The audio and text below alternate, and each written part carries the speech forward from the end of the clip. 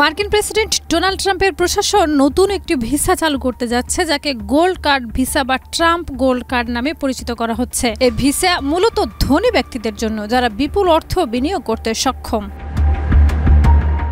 নতুন ভিসা কার্যক্রম শুরু করতে যুক্তরাষ্ট্রের নাগরিক ও অভিবাসন সেবা ফর্ম I-140G এর খসড়া অনুমোদনের জন্য বাজেট ও ব্যবস্থাপনা অফিসে জমা দিয়েছে। অনুমোদন মিললে ভিসাটি আগামী 18 ডিসেম্বর থেকে কার্যকর হবে।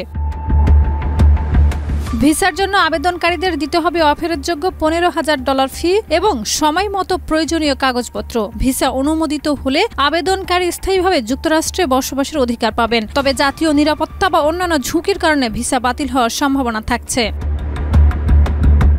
ব্যক্তিগত আবেদনকারীদের $10 লাখ, যা বাংলাদেশি মুদ্রায় প্রায় 12,26 লাখ টাকা বিনিয়োগ বা দান করতে হবে। কর্পোরেট স্পন্সর বা সংস্থার মাধ্যমে আবেদন করলে এই পরিমাণ $20 লাখ।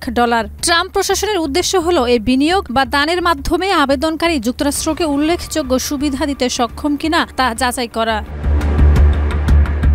শাহিদা রুবি, মাই টিভি।